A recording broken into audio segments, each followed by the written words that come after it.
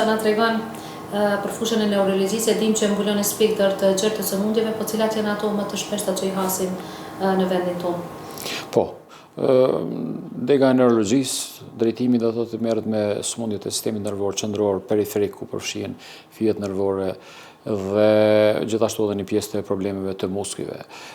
Problemet në aspektin klinik më të shpeshta që i kemi, që hospitalizohen pacientat, janë pacientat me probleme të qarkullimit të gjakut, të cilat janë në formë të sulmeve iskemike ose pika në tru që është në popull dhe lloje të ndryshme të gjakderdhjeve, hemorragjive intracerebrale që janë, të cilat nuk janë sferë domethënë e trajtimit neurokirurgjik.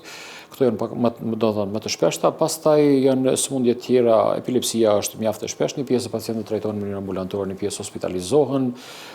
Pastaj kemi sëmundje të inflamatore të sistemit nervor, ku prin skleroza multiple, me numër më të madh të pacientëve, kemi pacientë me sëmundje neurodegenerative, ku dominojnë sëmundja Parkinsonit në njëra anë me çrregullime të lëvizjes dhe pastaj me probleme të memoriave, ku është demencat, ku është Alzheimeri, do të thotë më e shpeshtë, dhe sëmundjet e sistemit nervor periferik, do të thotë me forma ku në popull është ischiasi ose lumboishialgjit, domethënë që janë më të shpeshta si komplikime të problemeve me unazat të shpinës, të qafës dhe sëmundje të tjera pastaj të cilat janë më të rralla, do të thotë. Nëse për opinionin dallimin mes neurologjisë dhe neurokirurgjisë, kur vjet në pa neurokirurgjia?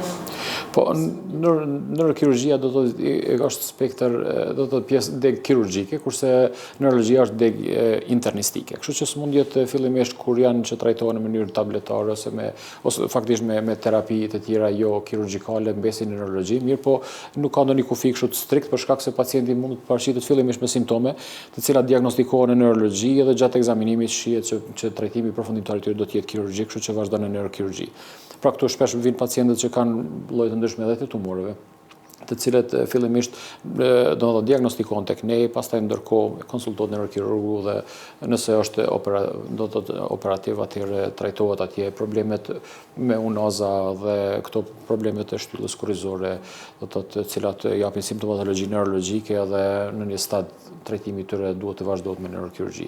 Kështu që ekziston një ndërlidhje faktikisht shumë e ngushtë mes këtyre dy lamive.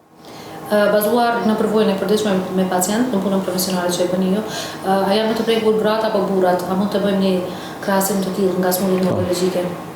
Po, në përgjithësi nuk ka ndonjë diferencë shumë të madhe. Ndoshta varet në moshë të caktuar, do të thotë në disa raste sëmundjet i kemi disa inflamatore, ndoshta më të shpeshta janë te femrat, ashtu të autoimunet dhe këto siç edhe në lëmit tjera, jo vetëm te neurologjia, po ndonjë diferencë shumë të madhe do të thotë nuk e kemi. Për shembull kemi bërë statistikat të sëmundjet e sistemit të sëmundjet cerebrovaskulare, ato që i themi do të thotë pikave në tru dhe këto diku është shumë afër, do të thotë ndallimi është plus minus 1-2%, do të thotë nuk është ndonjë diferencë shumë e madhe që të themi ashtu. Kështu që skleroza multiple për shembull dihet që te femrat është 2 deri në 3 herë më shpesh se sa tek meshkujt, mirë po ajo ka bazë tash autoimune inflamatore dhe shumica e këtyre sëmundjeve pikërisht janë më të shpeshta pak te femrat se sa te meshkujt. Pra, mirë po thash jo vetëm në neurologji, po në përgjithësi ky grup i sëmundjeve më të shpeshta te femrat edhe në disiplina tjera të mjekësisë. Doktor, këto sëmundjet neurologjike çfarë baze kanë? A janë të trashëguara apo të përfituara? Neurologjia ka mjaft sëmundje të cilat janë me bazë gjenetike, mirë po fatmirësisht do të thotë ato për shkak se diagnostikohen më vështirë, mirë po fatmirësisht janë më të rralla. Do të thotë llogaritën atë grupin e sëmundjeve të rralla ku ka një bazë gjenetike të këtyre. Ndërsa pjesa tjetër e sëmundjeve që janë do të thotë nuk është që kanë ndonjë bazë do të thotë në aspektin etiologjik shumë gjenetike ashtu që paraqiten në bazë faktorëve të rrezikut. Thash sëmundjet që janë më të shpeshta janë ato me enë të gjakut dhe faktorët e rrezikut njësoj si ku për ato të cilat janë edhe për zemrën. Do të thotë hipertensioni, diabeti, yndyrna dhe duhani si faktorë të mëdhenj do të thotë të rrezikut që janë, pra këto janë të njëjta që në një stad të caktuar do të thotë shfaqin simptomatologji kardiake do të për zemrës, mirë po ndërkohë mund të shfaqin edhe të trurit. Po shfaqen edhe komplikimet e diabetit, të cilat e prekin edhe pjesë tjera, do të thotë mirë po sidomos edhe sistemi nervor duke i prekur fijet nervore dhe pjesë me pak trurin do të thotë pjesën qendrore, por më tepër ato periferike.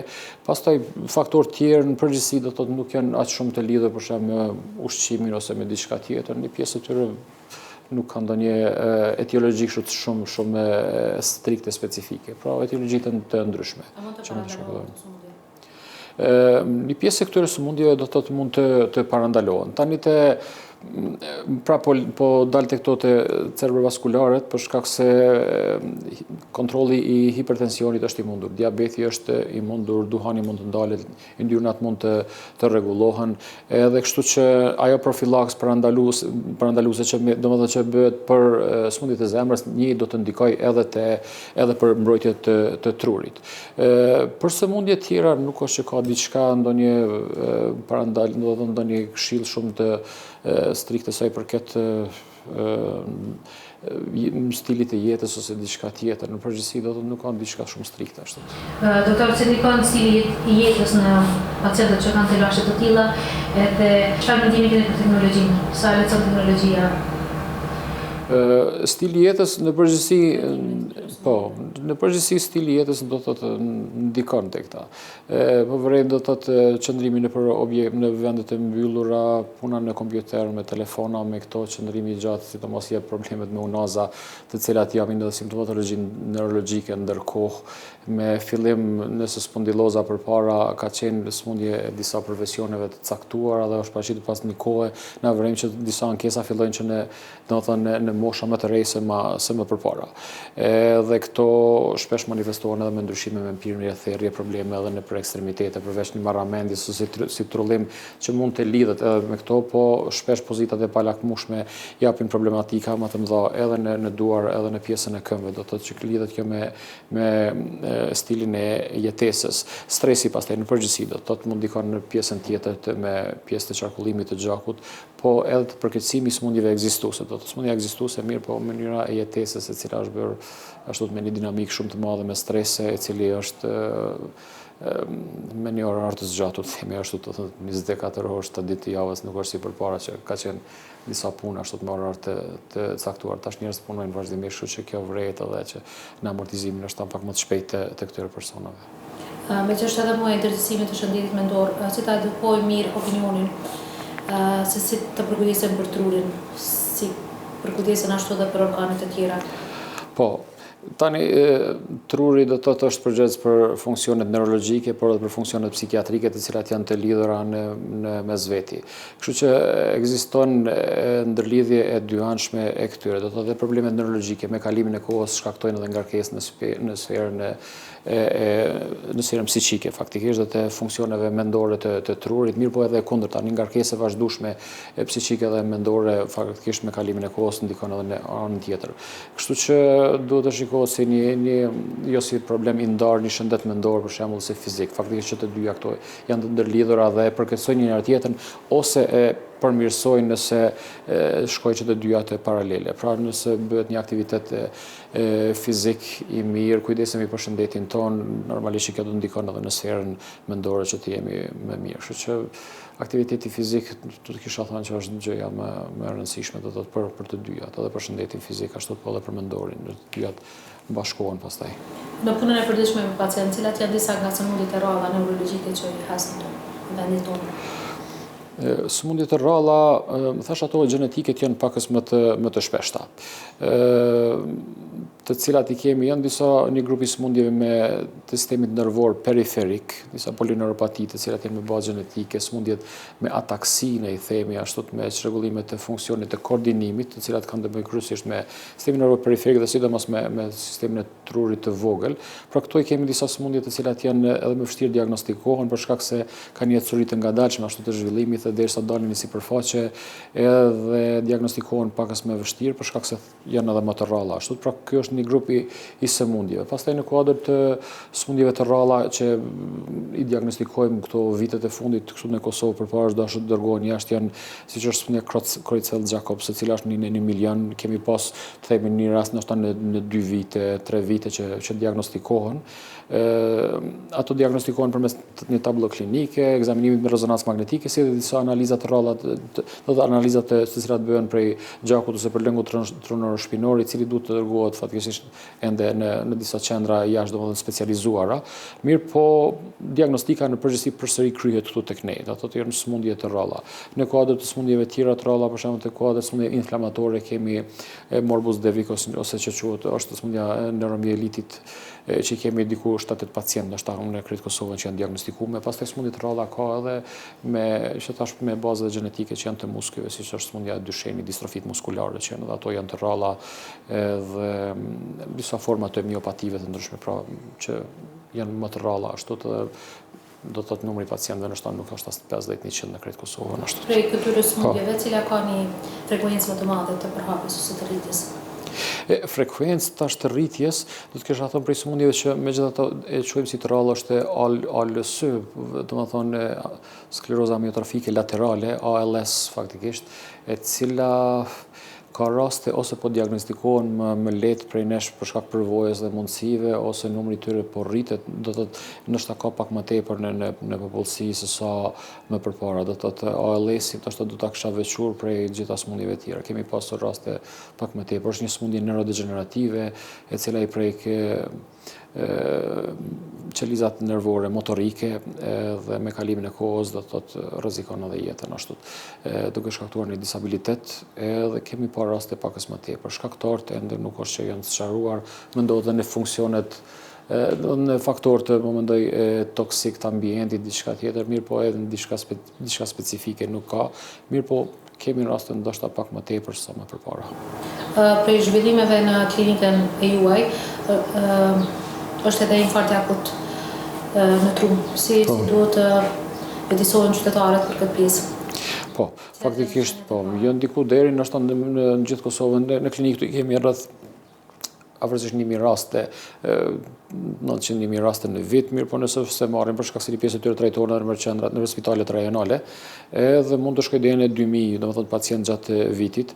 Është një sëmundje do thotë me një fillim të shumë të shpejtë, akut, më tepër tek moshat themi më të vjetër, pa ashtu mirë po nuk i kursen as moshat e reja duke filluar që duke përfshirë edhe fëmijërinë e hershme, mirë po që janë sigurisht më të rralla.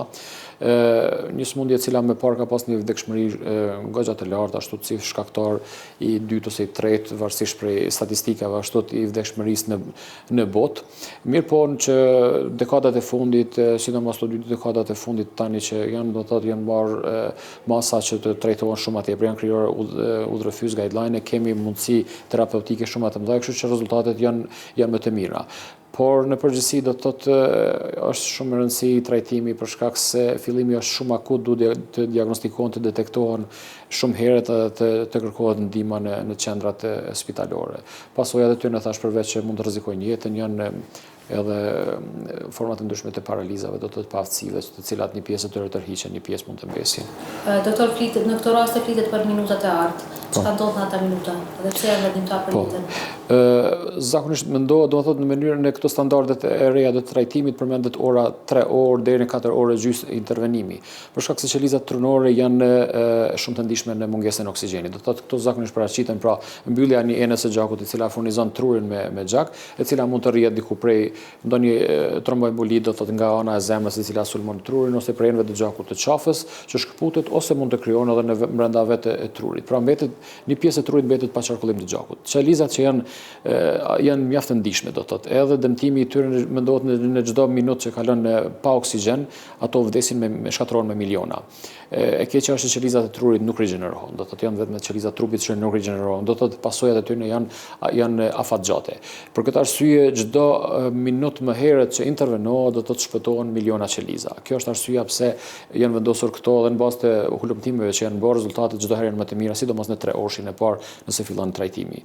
Për shkak se shpëtohen shumë qeliza, nëse shpëtohen shumë qeliza, atëherë edhe mundësia që të pengohet paaftësi e pacientëve është më e madhe. Prandaj edhe luftojmë edhe në këto mjetet, do të thotë me mjetet e informimit që të informojmë popullsinë, njëra prej tyre që është me masive ashtu edhe përmes jush që të bëjmë një apel që në momentin që vëren shenjat e para sa më herët pacienti dërgohet në një qendër ku do të vendoset një diagnozë, një dyshim dhe pastaj të transferohet pacienti në ato qendra. Në këtë rast trajtimi më i mirë bëhet në qendrën klinike universitare, në klinikën e neurologjisë, në bashkëpunim edhe me klinikën e radiologjisë. Si qëndroni në këtë aspekt, a dim të cilët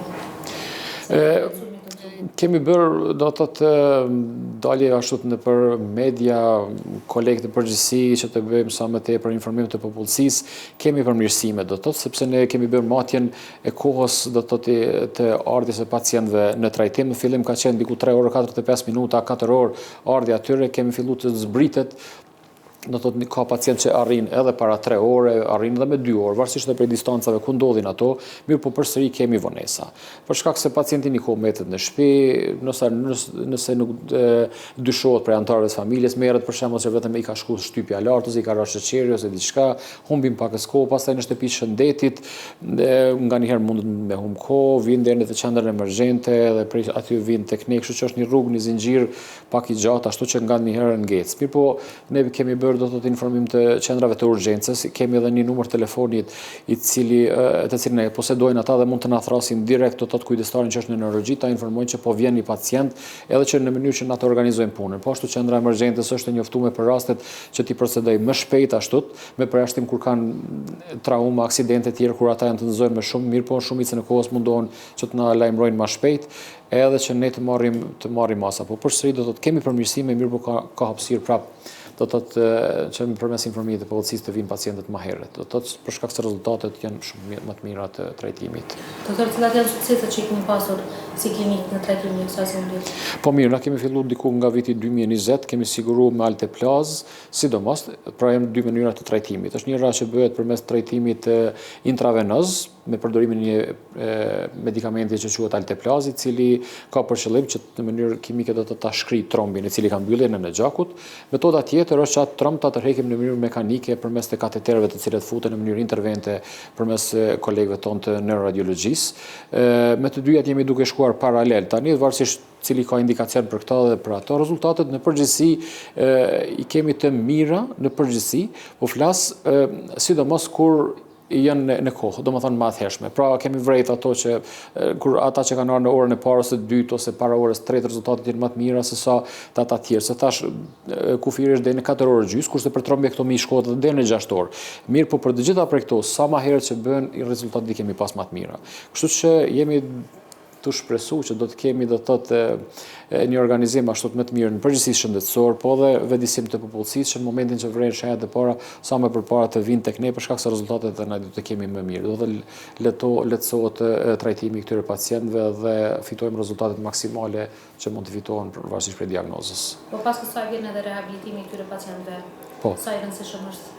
Rehabilitimi po, është shumë i rëndësishëm për shkak se trajtimi ka ato orët e para. Do të thotë ose vendosja diagnozës dhe trajtimi ditë e para. Mirë, por rehabilitimi është afatgjatë. Edhe është vërejtur që për shkak të mundësive të trurit, një plasticiteti që ka, rezultatet e rehabilitimit janë shumë të mira, mirë po që dojnë durim sepse nuk shihen rezultatet maksimale për një javë ose si shkojnë nganjëherë do të bëjmë terapi fizikale 7 ditë dhe ditë edhe nëse s'ka përmirësim atëherë të heqim dorë. Jo. Rehabilitimi zgjat, do të rezultatet vren brenda 3 muaj, brenda 6 muaj duhet të maten. Pra nuk duhet të heqim dorë prej kësaj, pavarësisht që përmirësimi do të jetë 5%, 10% diçka mirë, po ndryshe është një pacient që mbetet në karrocë ose në shtran, ndryshe dikush që çohet të lëviz, po lëviz me një pateric. Do të thotë na po luftojmë për një mirëqenie të popullsisë dhe të sigurojmë do të thotë që çdo pacient të jetë në gjendje sa më të mirë, edhe nëse ndërkohë në gjendje normale, mirë po dallon edhe ai që mund të kujdeset për vetveten e vet ose që ka nevojë që dikush të kujdeset për ta. Pra çdo herë nuk guxojmë që të dorëzohemi, do të thotë rehabilitimi duhet të zgjasë edhe rezultatet janë të mira, vetëm që don durim. Doktor, tek medikamentet edhe barnat e përshkruara, sa janë të rëndësishme dhe preferoni aplikimin e barnave inovative në këto sëmundje? Po, na vetëm kemi barna, domethënë edhe të reja që po mundohem të sigurojmë, edhe pse barnat e reja kur po dalin ato zakonisht po kanë çmime shumë të larta. Mirë po në bashkëpunim me SHSKK-n, me Ministrinë e Shëndetësisë, mundohem të sigurojmë vetëm ato për të cilat nuk kemi zavendësim dhe nuk kemi zgjidhje, do të thotë. Kështu që në përgjithësi nuk kemi ilaçe shumë të shtrejta me përjashtim të skleroza multiple. Po dhe aty kemi bërë një selektim, do të thotë, dhe aty kemi kombinime të ndryshme, janë pak më të shtrejta, ka dhe barna që janë më të reja, mirë po zakonisht ata janë vetëm për pacientë të cilët i kanë kalu fazat tjera dhe me ilaçe më të themi ashtu më të lira ose më të vjetra, po që nuk kanë humbur reagimin e të. Alteplaza për shembull është një ilaçe e cila është më e shtrajt, mirë po nuk është sigurohet me ministrisë dhe nuk shfrytëzohet në sasi shumë të madhe për shkak të numrit të pacientëve. Do thotë indikacionet janë të kufizuara dhe të saj. Kështu që përgjithësi jemi të hapur edhe për produkte të reja të cilat paraqiten, mirë po çdo herë vetëm brenda busive që i ka shteti. Po, cilat janë përfitimet që keni flet të pacientë që përdorin këto terapi që ju i përmendët? Përfitimet janë të mira. Definitivisht, domethënë, në këtë rast përvoja jonë është më e madhe te skleroza multiple, do thotë, për shkak se numri më i madh është i pacientëve, janë rreth 600 pacientë, dhe në fillim, domethënë në tërë botën janë përdorur një grup i barnave që janë quajtur interferone, të cilat edhe Kosova i ka siguru para 15 vitesh diku. Ata pacientë që i kanë marrë ato, do thotë ilaçet kanë qenë shumë më mirë se pacientë që kanë qenë pa terapi fare. Mirë po duke filluar këto 10 vitet e fundit ka produkte të reja të cilat kanë dalë, të cilat atko kanë qenë inovative, veprojnë përmes mekanizmave të tjerë, janë me më pak efekte anësore, mirë po janë shumë të fuqishme. Edhe ne duke i pasur në përdorim për vitin e 5 tash që jemi, po vërejmë diferencën edhe në mes këtyre, jo prej atyre që janë pa terapi heq, po dhe këta që kanë qenë në terapi, e cila ka qenë linjës parë që quhen ashtu. Pra, në lumtimet që janë bërë këtë në shtetet skandinave ku kanë përvojë shumë të gjatë për shkak se kanë numër më të madh pacientëve, dekada e fundit e këtyre pacientëve ka qenë dramatikisht shumë më e mirë se sa dekadat më përpara kur s'kanë ekzistuar këto produkte inovative të cilat fatmirësisht edhe në numër të caktuar i kemi në Kosovë dhe pacientët tonë i gëzojnë faktikisht siç e marrin edhe në pjesë të Evropës. Kështu që rezultatet i vrejmë ne, po i vrejnë edhe vetë pacientët. A mendon se Kosova duhet të investojë në terapitë inovative? Po, ja vlen që të investohet, mëse jemi një vend i vogël, ashtu të mirë, po sigurohet mirëqenia e popullsisë. Nëse me këto terapi përmirësohet jeta e pacientit, nëse përmes këtyre terapive mundsohet, siç është për shembull skleroza multiple, që pacienti të punojë vetë, të mos bëhet i varur prej dikujt tjetër, të mos bëhet barre familjes, të mos bëhet barre shtetit, atëherë ky është një përfitim. Thjesht më mirë që të investojmë në terapi që ai ta mbajë vetveten, se sa të investojmë pastaj që të bëjmë terapi rehabilituese, të angazhohet gjithë familja rreth tij, të bllokohet, të lëshojnë punën dikush për të kujdesur për një familjar të sëmurë. Kështu që më mirë të investohet te pacienti.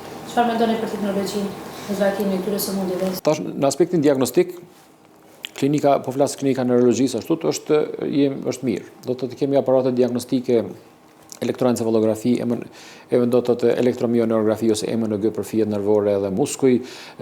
Ultrazonin e kemi, është CT, domethënë tomografia kompjuterizuar, e cila është pjesë e radiologjisë, e cila funksionon në klinikën e neurologjisë, po ashtu rezonancë magnetike, e cila jo çdo qendër e posedon do të qendër e klinikë neurologjisë që ta ketë në objektin e vet.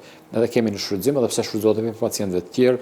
Pastaj është angiografi, kështu që këto pajisje i kemi pothuajse e mbuloj një pjesë të madhe do të thotë të sferës neurologjike. Jemi tu duke u munduar që të aktivizojmë edhe një video EEG, është një ekzaminim 24 orësh me aparatin e EEG, i cili nuk është shumë i shtrejt, po kërkon një hapësirë që të rregullohet, po edhe kjo do të jemi duke punuar në të që të bëjmë. Pastaj në metoda tjetër që janë inovative, po ashtu kur jemi te epilepsia, jemi duke finalizuar tani trajtimin e epilepsisë me një metodë përveç deri tash kemi qenë me medikamente, edhe përmes të metode që është e ngjashme si pacemakerit të zemrës që përdoret, quhet vagal nerve stimulation, është një aparat i vogël i cili vendoset në lëkurë dhe vendoset rreth nervit vagus, për të kontrolluar më mirë sulmet epileptike. Kjo bëhet vetëm për një grup të caktuar të cilët quhen epilepsi farmakorezistente, dhe të cilët përdorin shumë barna dhe rezultatet nuk janë shumë të mira. Për momentin një pjesë e këtyre pacientëve kur kanë nevojë për këtë trajtim, pra jo të gjithë pacientët, thash ata që janë në numër selektiv, shkojnë jashtë vendit, një pjesë e tyre do zakonisht me shpenzime të shtetit dhe është goxha kushtueshme, kështu që jemi duke pritur që të finalizojmë këto javë të ardhshme, besoj fillimin e kësaj terapie në vendin tonë. Pjesë tjera janë disa sëmundje që trajtohen me elektrostimulime, siç është deep brain stimulation për shërbimet e lëvizjes, me vendosjen e disa elektrodave në pjesën e trurit, të cilat ne jemi vend i vogël për ta pasur një qendër të tillë. Është goxha e kushtueshme, do thotë për ndoshta 10-15 raste gjatë vitin të investohet, kështu që një pjesë e këtyre pacientëve shkojnë jashtë, mirë, por nuk e kanë ato qendrat, edhe shtete të tjera të vogla nuk e kanë për rreth. Kështu që nëse nuk e kemi të organizuar me këtu, nuk do ta marrim si mungesë për shkak se ajo shkon me numër të banorëve. Do të thotë nuk mund të kemi në Kosovë për të gjitha problemet e rralla që janë që të kemi këtë çdo send të stimulim, të kësaj trajtimi të kësajne. Po ashtu për neuralgji trigeminale, një pjesë e pacientëve shkojnë jashtë, por janë pak ata, shkojnë 5 pacientë, 10 pacientë gjatë vitit.